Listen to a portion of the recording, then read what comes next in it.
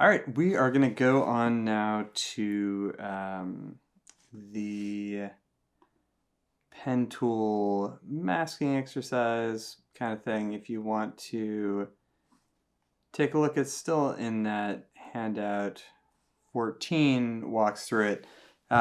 This is almost exactly what you are going to be doing for the homework.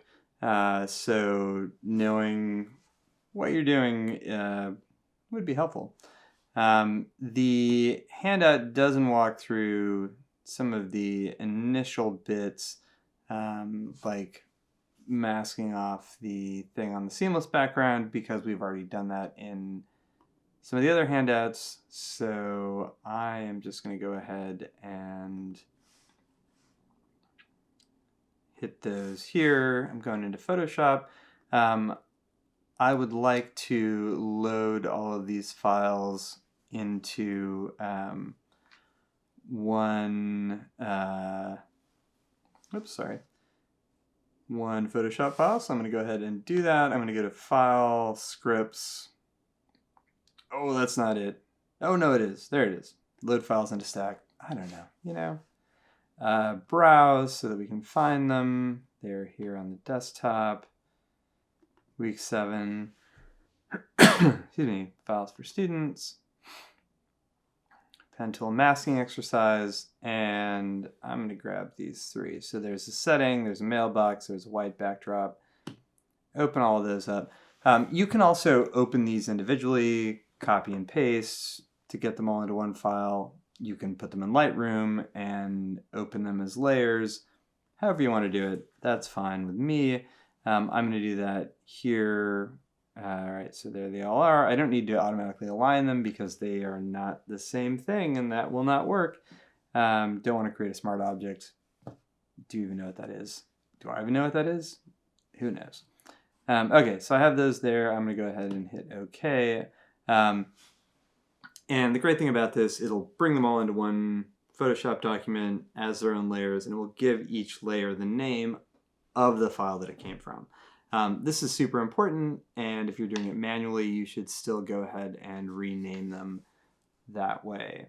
So here we have all of these things. I'm going to put this paths palette back there, come here to layers. Right, we can see our lovely layers. Excuse me, dead end street, mailbox, and white backdrop. I'm going to put the dead end street at the bottom because that is sort of our background. And the first thing that I want to do is cut out this white backdrop.psd brass marker thing. You can do that a couple of ways. You can do it with the magic wand tool. That would be fine. I'm actually going to go ahead and try the object selection tool. Haven't tried that on here. Don't know if it's going to work. Oh, look at that. That seems pretty awesome. So, okay, I've got that selection now. It's just my object. If I was using the magic wand, I would be selecting everything around it. So I would make the selection, then have to invert it. Here, I've selected the object itself, so I can go ahead, make sure I'm on that white backdrop layer, and hit the Japanese flag. Boom! Look at that. Holy smokes. Really cuts it out beautifully. Now, I am going to do one thing to tweak this a little bit. I'm going to select the layer mask, right? So I've clicked on that preview thumbnail thing. It has that nice white rectangle around it indicating I'm on the layer mask rather than on the pixel layer. So on the layer mask, I'm going to come down here to properties, and I'm going to give myself just a degree of feather. Okay, so I'm going to zoom in and look at it. Gotta say, that looks pretty good, man. Cool, cool. All right, so that was great. Saved us a lot of time and trouble. I'm going to go ahead and hide that by clicking the eyeball.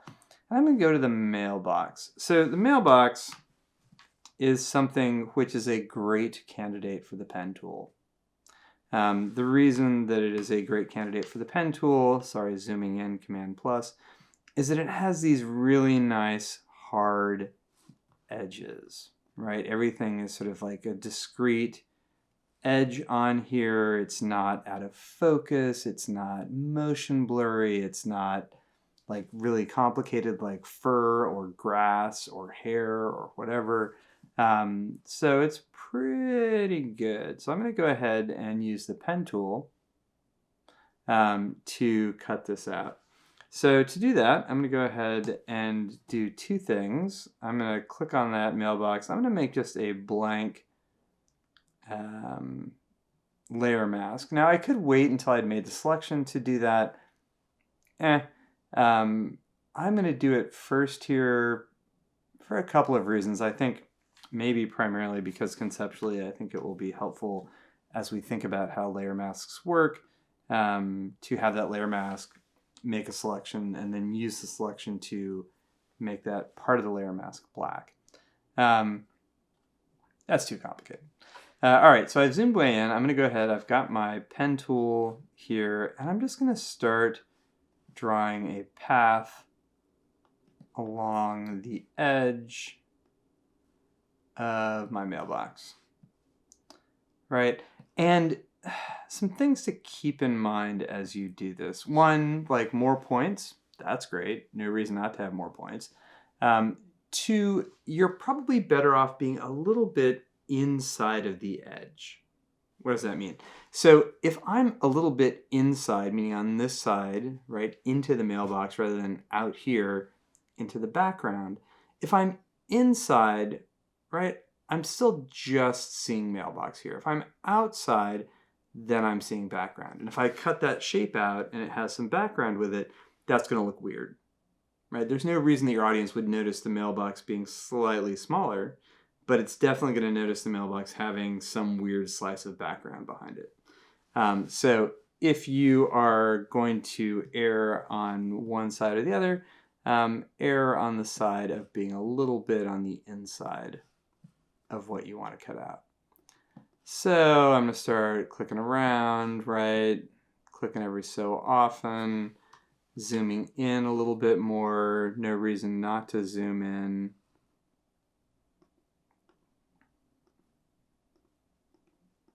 Right, if you have a slightly irregular edge, you can click around a little bit, but keep in mind, what's your final size going to be? Right, if I am printing something that's going to be a giant billboard, I want to be incredibly precise because my audience is going to be able to see every little deviation. Right, if I'm making something that's going to be a GIF that's this big on somebody's phone, I mean, like, do I really need to worry about how precisely I follow the edge of that piece of wood when they're never going to be able to see it? So part of what's important in figuring out how to do your retouching is figuring out like what your audience is actually going to be able to see.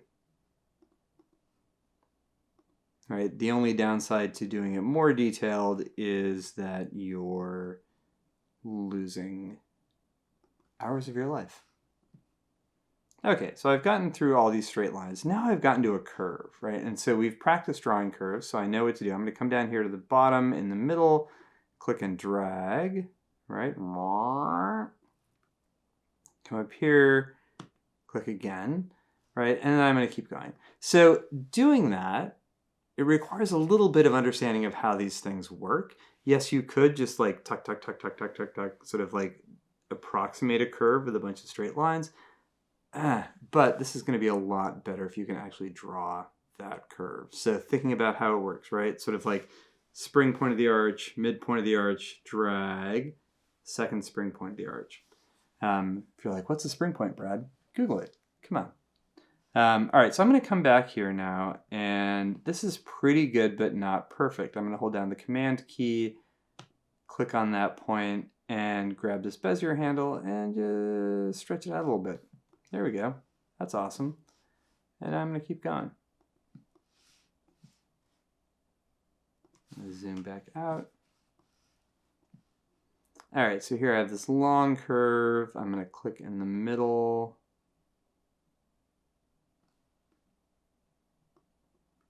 All right, come back here, holding down Command, grab that handle. All right, that's fine. Right, I don't need to be too anal retentive about this. Although Although that, my friends, that looked terrible. So I'm holding down Option to get the Convert Point tool to make that Bezier, and then holding down Command, pull that handle up.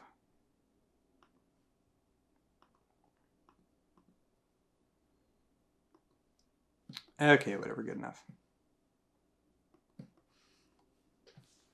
Zoom out a little bit, Command minus. Boop. Boop. All right, here's a point where we have all these little ridges. I'm just going to slice them off. You know what? I don't care. That's fine. Again, when you're doing retouching, right, think about what is important, right? Will your audience notice that something has been cut off or omitted, right? Maybe not. Will your instructor notice? That's a good question. Probably. Going around here, blurp. Cool. Coming down the side. Awesome. And I'm gonna get down to the bottom. And so down here, right, I've got this like wild west of grass, right? I'm not gonna try and go around every single bit of grass. Why? Well, partially it's because I know what I need to do with this file, which is I'm going to put it in that brass thing. And so this bottom edge is going to get adjusted later anyway.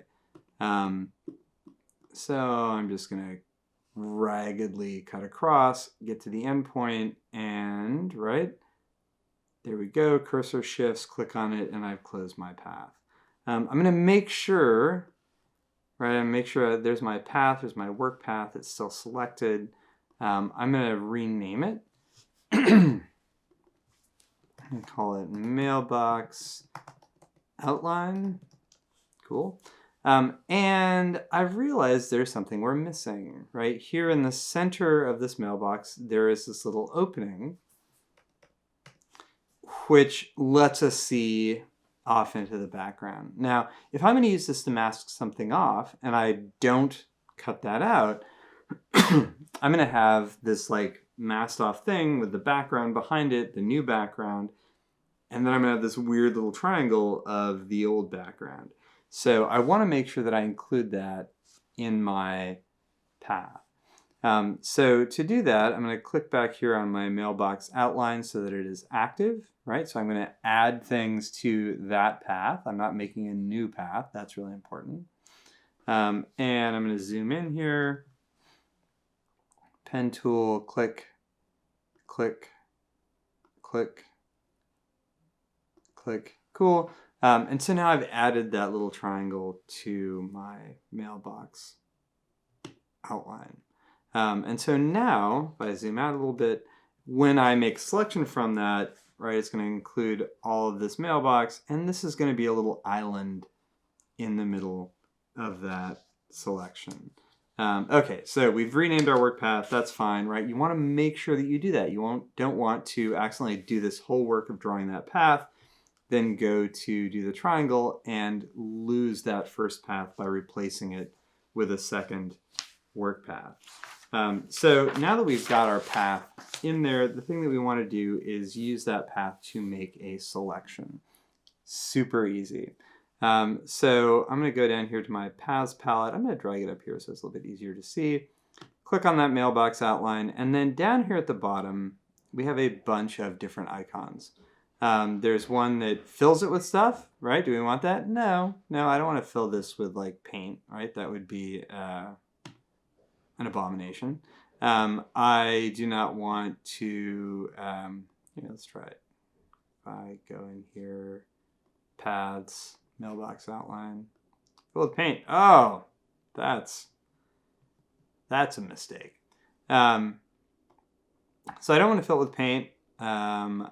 There's another one where it has a solid circle, and what that does is it takes whatever your default or whatever your last used paintbrush was, and it draws a line around that path using that paintbrush. So let's say if I went here, gave myself lime green paint, awesome, and here's my paintbrush, and flow 100%. Cool. Now if I went to that mailbox outline and was like, hey, wow, that's certainly something. Not something I want, but it is something. All right, Command Z. So I don't want either of those. What I would like to do instead is to use this path that I have so painstakingly drawn as a way to make a selection. To do that, it's the third guy here. If you hover over it, it should pop up a little bit of information, but it is a dashed circle, and if you click on it, it will use that to make a selection. Now, you'll notice it didn't get my little thing in there. What's going on there? I think that's because my mailbox path was not selected, and so it just used the last path I had drawn. Let's try that. Oh, porca miseria. Che cazzo. Did not do it. Let's try and find out why. If I come in here,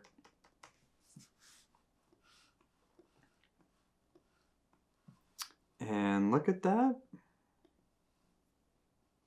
I'm going to grab my path selection tool, click on it. All right, Command D to deselect, hold down Shift and click on the other portion of my path. All right, so now both of them are active. Let's try that. Oh, it is still not doing it. Well, you know what? Fine. Instead, what I'm going to do, I'm going to click on that mailbox path outline, right? So I've made the selection from that outside one. I'm going to use the direct selection tool, click on that one there, and oh, you know, perhaps this is it.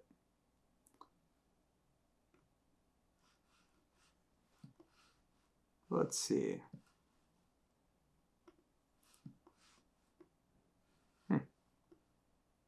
Well, it's not doing it. I have to say I'm a little bit surprised. Usually it does work. There we go. So it seems to have worked now. I selected that inside one and then selected the outside one, and it worked out fine. That seems a little weird to me. Honestly, it should have worked the first time. Not entirely sure why it didn't. You can, because this is a relatively not super complicated shape, you could always draw that interior bit using something like the polygonal lasso. But who cares? We've got it now. I'm going to go down to my layers, right? I'm going to make sure that I'm on that layer mask. And I have this active selection, and I would like that active selection to be the thing that is shown. So I have a couple of ways to do that. I'm going to cheat and look at my handout so I can tell you how I do it in there, so that I... Well,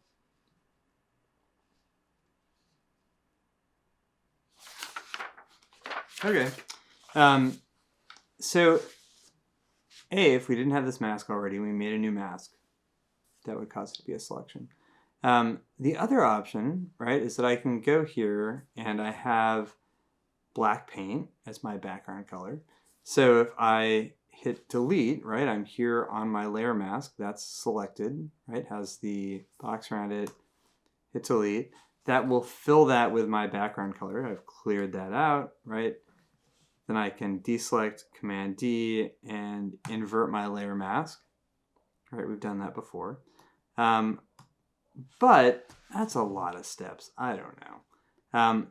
What I would like to do instead, right, I have a selection that's my object, right, and I would like to be able to clear out everything else. So to do that, I can actually invert what I have selected, right? So I can go from my selection to instead selecting everything else. How do I do that? We can come up here to selection and say inverse, or we can say Command Shift I.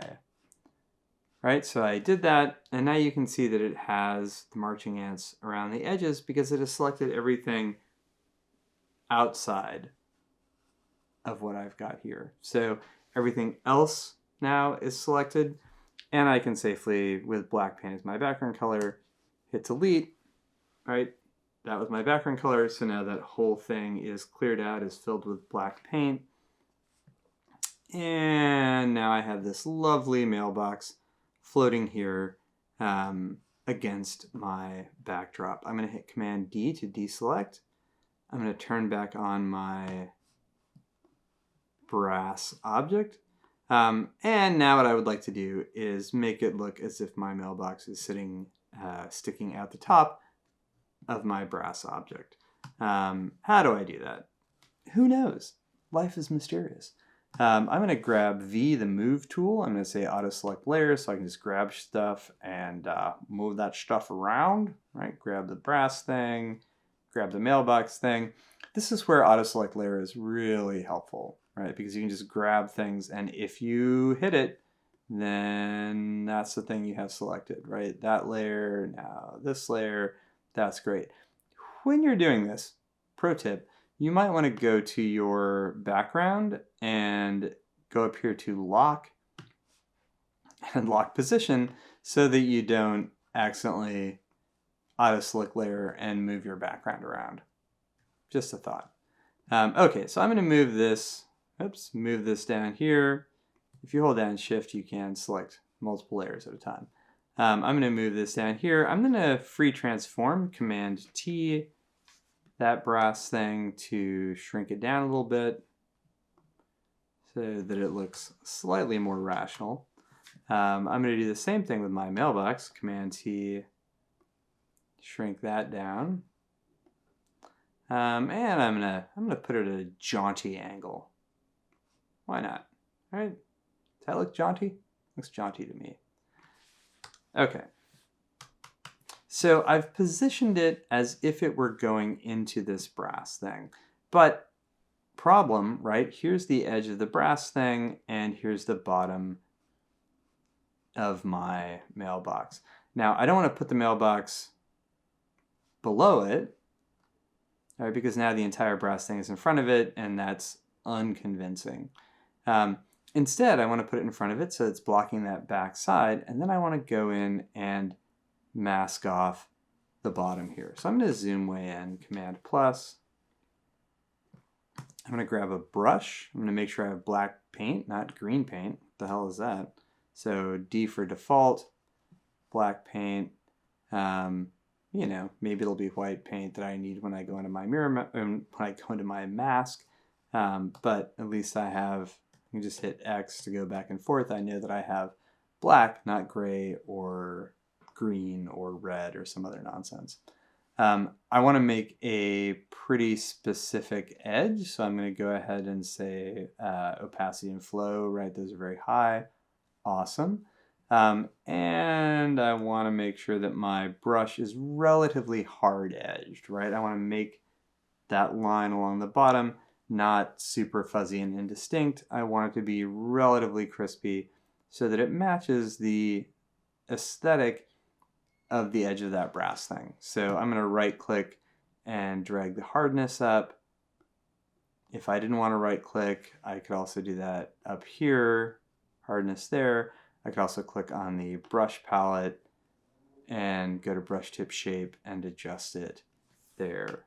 All right, so zooming in, I should probably grab my stylus. So let's pretend I've done that. And I'm going to go to hide that again. Here are my layers. I'm going to make sure I'm on the layer mask. Oh, that's not the right color. Look at that buzzer noise.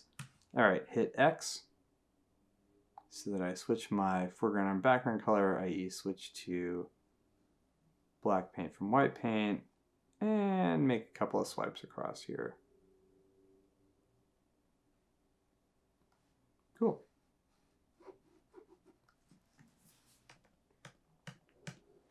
All right, so I have now put my mailbox inside my brass thing, sitting in my background setting, and I think I'm a genius. Good job, me. All right, I'm going to save that so I can toss it in my folder to submit with the other stuff that we did in the class. Make sure when you do that that you check color space and whatever. The homework, excuse me, is almost exactly the same. So if you go and look in Files for Students in that folder, oops, go back up a layer. Files for assignment 6, right? You have your choice of 3 delightful brass objects. You have your choice of 4 exciting settings. A little David Lynchy. And your choice of 1, 2, 3, 4 mailboxes. Right, so you only need to do one set. Don't do all 4 things. Come on now. But choose 1 brass object, 1 setting, and 1 mailbox. And you're basically going to repeat what we did. So you're going to use some method of selection to mask off everything around the brass object, right? Well, okay, first you're going to bring them all into one Photoshop document. Mask off everything around the brass object. Then you're going to use the pen tool. So you have your choice of how to do it with the brass object. With the mailbox, you need to do it with the pen tool, right? You need to save that path. That's really important. It's going to be something you're graded on. So mask it off with the pen tool, and then go ahead and position it, adjust it, whatever, make it look pretty. You might need to go in with a brush, do a little bit of finessing, and make sure your color space is right. Everything else, check the assignment description, and you are good. All right, enjoy.